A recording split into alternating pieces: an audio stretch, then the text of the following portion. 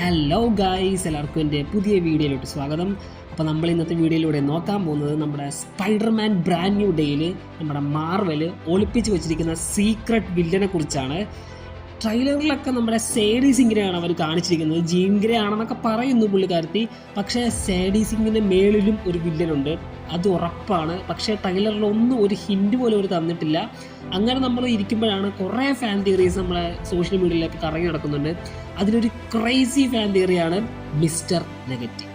അപ്പം mister negative Spiderman brand new ഡേയിൽ വില്ലനായി വരുമോ എന്നാണ് നമ്മൾ നോക്കാൻ പോകുന്നത്. അതിനു മുമ്പേ മിസ്റ്റർ നെഗറ്റീവ് ആരാണെന്ന് അറിയാൻ മേലാത്ത കുറേ അധികം കൂട്ടുകാരുണ്ട്. അവർക്ക് വേണ്ടിയിട്ട് നമുക്ക് ആദ്യം മിസ്റ്റർ നെഗറ്റീവ് ആരാണെന്ന് നോക്കാം. ആക്ച്വലി മിസ്റ്റർ നെഗറ്റീവ് എന്ന് പറയുന്നത് ഒരു ശരിക്കുള്ള പേരല്ല. പുള്ളിയുടെ ശരിക്കുള്ള പേരെന്ന് പറയുന്നത് മാർട്ടിൻ ലീ എന്നാണ്. അദ്ദേഹം ഒരു സാമൂഹിക സേവനം നടത്തുന്ന ഒരു ബിസിനസ്മാനാണ്. നമ്മുടെ അനാഥാലയങ്ങളിലൊക്കെ ചാരിറ്റി പ്രവർത്തിക്കുന്ന നല്ലൊരു മനുഷ്യനാണ്. പക്ഷേ ഇദ്ദേഹത്തിൻ്റെ ഉള്ളിലൊരു ക്യാരക്ടറാണ് മിസ്റ്റർ നെഗറ്റീവ് എന്ന് പറയുന്നത്. അദ്ദേഹം ഈ ഒരു ക്യാരക്ടറിലോട്ട് ആ നേരത്ത് അദ്ദേഹം സാധാരണ ഒരു മനുഷ്യനല്ല, ഭയങ്കര ഒരു വില്ലനിസം ഉള്ളൊരു ആൾക്കാരാണ്. ഇങ്ങനത്തെ ഈ മിസ്റ്റർ നെഗറ്റീവ് ക്യാരക്ടറിലോട്ട് പുള്ളി കയറാൻ നേരത്ത് സാധാരണ മനുഷ്യരെ ഇയാൾക്ക് സ്വാധീനിക്കാൻ കഴിയും.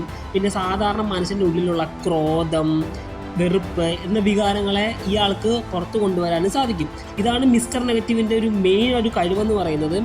അതുകൊണ്ട് തന്നെ സ്പൈഡർമാൻ നേരിടാൻ പോണതിൽ വെച്ച് ഏറ്റവും ഒരു വ്യത്യസ്തനായ വില്ലൻ തന്നെ ആയിരിക്കും മിസ്റ്റർ നെഗറ്റീവ്. അപ്പോൾ എന്തുകൊണ്ടാണ് സ്പൈഡർമാൻ ബ്രാൻഡ് ന്യൂ ഡേയിൽ മിസ്റ്റർ നെഗറ്റീവിൻ്റെ പേര് ഉയർന്നു വരാൻ കാരണം എന്താണെന്ന് നോക്കാം. ഒന്നാമത്തെ കാരണം എന്ന് പറയുന്നത് സ്പൈഡർമാൻ നോ വേ ഹോമിൻ്റെ അവസാനമാണ്. ആ സിനിമയ്ക്ക് ശേഷം ലോകം മുഴുവൻ നമ്മുടെ പീറ്റർ പാർക്കറിനെ മറന്നുപോയിരിക്കുകയാണ്. ഇനി പീറ്ററിന് പുതിയ ജീവിതം പുതുതായി തുടങ്ങണം. അപ്പം കോമിക്സിൽ ബ്രാൻഡ് ന്യൂ ഡേയുടെ സ്റ്റോറിയിലും പീറ്റർ ഒരു പുതിയ തുടക്കത്തെക്കുറിച്ചാണ് പറയുന്നത്. അപ്പം അതിനാൽ പഴയ വില്ലന്മാരെ വീണ്ടും ഉപയോഗിക്കുന്നതിൽ മാർവൽ എനിക്ക് തോന്നുന്നില്ല അങ്ങനെ ഉപയോഗിക്കുമെന്ന്. സോ ഒരു പുതിയ വില്ലനെ അവതരിപ്പിക്കാൻ മാർവൽ ശ്രമിക്കാം എന്നതാണ് എൻ്റെ ഒരു വിശ്വാസം. ആരാധകരും ഫാൻ തിയറീസും അങ്ങനെയാണ് പറയുന്നത്. രണ്ടാമത്തെ കാരണം എന്ന് പറയുന്നത് 2018 ഇറങ്ങിയ സ്പൈഡർമാൻ 2 എന്ന് പറഞ്ഞ വീഡിയോ ഗെയിമിലെ മേജർ വില്ലന്മാരിൽ ഒരാളായിരുന്നു മിസ്റ്റർ നെഗറ്റീവ്. അദ്ദേഹത്തിൻ്റെ കഥയും പീറ്റർ പാർക്കറുമായിട്ടുള്ള വ്യക്തിപരമായ ബന്ധവും ആരാധകർക്ക് വളരെയധികം ഇഷ്ടപ്പെട്ടിരുന്നു. അതുകൊണ്ട് ഈ ഗെയിമിൽ നിന്ന് മാർവലിന് പ്രചോദനം ഉൾക്കൊള്ളാൻ സാധ്യതയുണ്ടെന്നാണ് എൻ്റെ ഒരു അഭിപ്രായം. മൂന്നാമത്തെ ഒരു കാരണം എന്ന് പറയുന്നത് MCUവിൻ്റെ ഇപ്പോഴത്തെ പടങ്ങളിലെ പോക്കാണ്. MCU ഇപ്പോൾ കൂടുതൽ സ്ട്രീറ്റ് ലെവൽ കഥകളിലേക്കാണ് ശ്രദ്ധ കേന്ദ്രീകരിക്കുന്നത്. കിംപിൻ, ഡെയർ ഡെവിൾ, പനിഷർ തുടങ്ങിയ കഥാപാത്രങ്ങൾ വീണ്ടും സജീവമാകുന്ന സാഹചര്യത്തിൽ മിസ്റ്റർ നെഗറ്റീവ് പോലുള്ള ഒരു ക്രൈം ബോസ് ഈ ലോകത്തിലേക്ക് വളരെ സ്വാഭാവികമായി വരുന്നൊരു കഥാപാത്രമാണ്. സോ ഈ നമ്മുടെ മിസ്റ്റർ നെഗറ്റീവ് ഈ സിനിമയിലോട്ട് വരാനുള്ള ഹൈ ചാൻസ് ആണ് ഞാൻ കാണുന്നത്.